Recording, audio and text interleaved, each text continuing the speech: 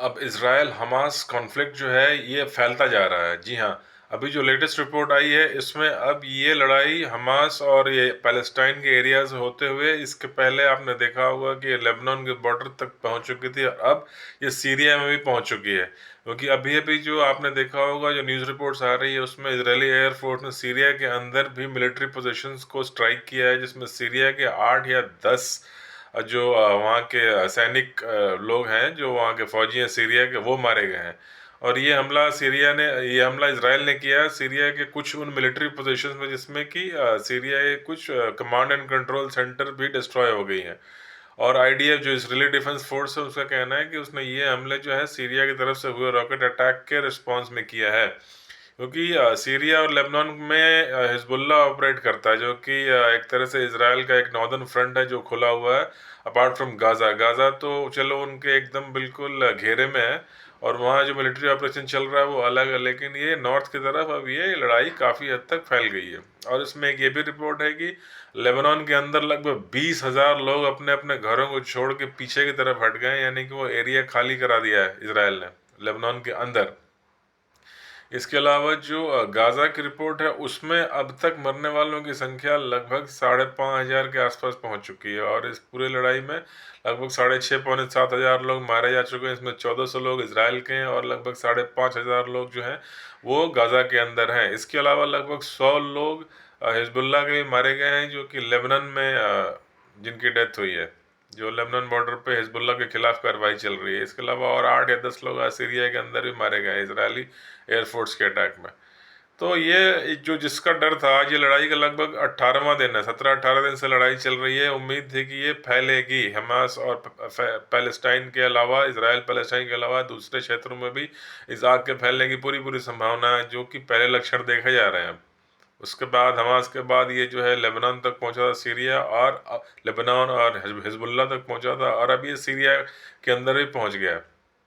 तो और इसके अलावा अमेरिका ने आज फिर से ईरान को एक तरह से चेतावनी दी है कि वो इसमें मदद करना बंद करे, हिजबुल्ला की और जो है हमास के लोगों की।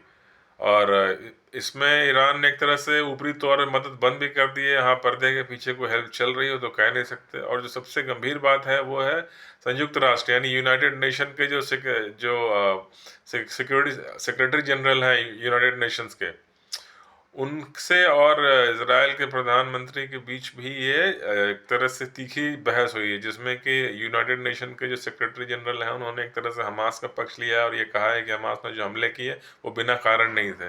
जिस पर कि इसराइल की तरफ से साफ कहा गया है कि आप यूनाइटेड नेशन के सेक्रेटरी जनरल बनने के लायक नहीं है, और आप प्लीज़ रिज़ाइन कर दीजिए।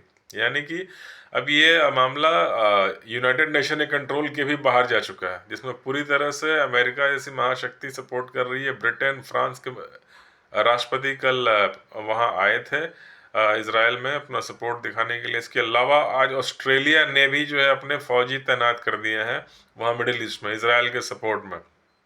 तो एक पूरी तरह से जो है एक वैश्विक युद्ध यानी ग्लोबल कॉन्फ्लिक्ट का रूप लेता जा रहा है। बस कमी एक बात की है कि कहीं दूसरी तरफ से कोई बड़ी शक्ति ना आ जाए, जैसे कि जो रशिया है, नॉर्थ कोरिया है, चाइना है, जो कि इनडायरेक्टली सपोर्ट कर रहे हैं मिडिल ईस्ट में हमास और लेबनान को। ऐसा माना जाता है कि ये करते हैं, इनके स्टेटमेंट से भी पता लगता है। लेकिन ये खुल के ऐसे नहीं आ रहे। अगर आ गए तो फिर एक तरह से थर्ड वर्ल्ड वॉर तो निश्चित है, ये हो के रहेगा, जिस बात की आशंका है लोगों की। और उसमें जो मानवता की क्षति होगी उसका अंदाज़ा भी लगाया नहीं जा सकता। और इस बीच जो कुछ और महत्वपूर्ण बातें सामने आ रही है, जिसमें कि अब हमास बंधकों की रिहाई शुरू कर चुका है। आपने देखा हो 2-3 दिन पहले अमेरिका के 2 या 3 नागरिकों को छोड़ा गया था। कल सुनने में आ रहा है कुछ और लोगों को रिहा किया गया है, और कुछ शर्तें रखी है हमास ने। हालांकि इसराइल की तरफ से तो ऐसा लगता है कि इसराइल ने जो 200 लोग उनके बंधक हैं उन्हें एक तरह से इसराइल ने मरा हुआ मान लिया, डेड मान लिया है, क्योंकि इसराइल के हमले तेज होते जा रहे हैं। ऐसा लगता था कि बंधकों के कारण, हॉस्टेज के कारण इसराइल रुक के कुछ मतलब अपने कदम पीछे खींचेगा, लेकिन ऐसा नहीं लग रहा है। हाँ, एक बात ज़रूर है कि जो ज़मीनी हमला है क्या पता वो कुछ डिले हो रहा है, क्योंकि हॉस्टेज हैं अभी हमास के पास जो इसराइल के लोग हैं।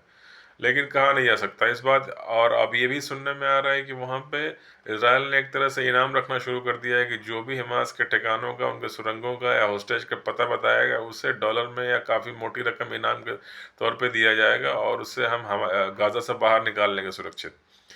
तो इसमें क्या है कि गाज़ा में अभी एक तरह से बिल्कुल मौत सिर पे खड़ी है सबके। वहाँ कब कौन मारा जाए और घायल हो जाए या किस हालत में, भुखमरी में तो खैर पूरा गाज़ा है ही है। इसमें ये जो लालच है कि अगर आपको ज़िंदा रहना है, पैसा चाहिए, यहाँ से सुरक्षित निकलना है, तो कुछ पता ठिकाना बता दो हमास के लोगों का, तो हम आपको पैसे भी देंगे और यहाँ से बचा के निकाल भी लेंगे। ये चीज़ें हो सकता है काम कर रही हों ऑलरेडी, क्योंकि आप देखें तो आने वाले हर एक आध दिन में जो हमास के टॉप लीडर कमांडर है, उनमें से मरने वालों की संख्या बढ़ती जा रही है। आज फिर कोई 3 टॉप कमांडर जो हैं, जो कि उसमें प्लानिंग में शामिल थे 7 अक्टूबर वाले हमले के, वो आज फिर मारे गए हैं।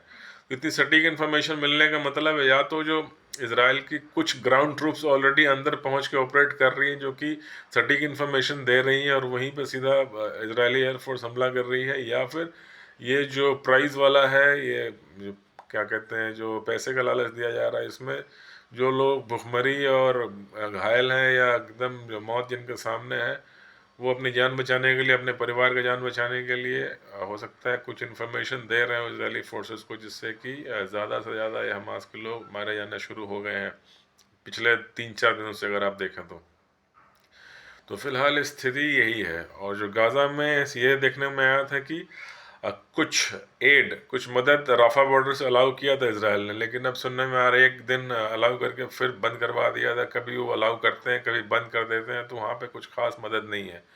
वहाँ अस्पतालों की जो हालत है वो किसी से छुपी हुई नहीं है और एक तरह से अस्पताल भरे पड़े हैं, और वो जो भी कुछ हॉस्पिटल फंक्शनल है उन्हें भी खाली करने के लिए प्रेशर बनाया जा रहा है। ज़मीनी लड़ाई नॉर्दर्न गाज़ा में कभी भी शुरू हो सकती है। और इस बीच इंडिया की तरफ से भी कुछ मदद इन्होंने जॉर्डन भेजी थी, जो कि शायद बाद में जॉर्डन बॉर्डर से कहीं आगे की तरफ गई। हालांकि इसराइल कितना अलाउ कर रहा है वो जाना हमास पैलेस्टाइन और गाज़ा के अंदर, ये अभी क्लियर नहीं है। थोड़ी बहुत रफा बॉर्डर से ही कुछ मदद अलाउ की गई है। और इस बीच जो सिविलियन कैजुअलिटी है वो लगातार बढ़ती जा रही है, और जो गाज़ा में मरने वालों की संख्या है उसमें जो 5,500 में से लगभग 65% औरतें और बच्चे हैं।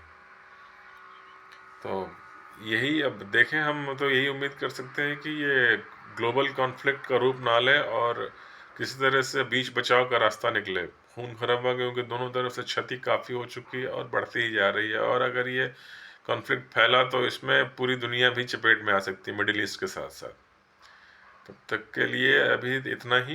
मेरे वीडियो को प्लीज़ लाइक कीजिए, सब्सक्राइब कीजिए और शेयर कीजिए। मिलते हैं फिर बहुत जल्दी बातें नई पुरानी में किसी नई अपडेट के साथ। धन्यवाद।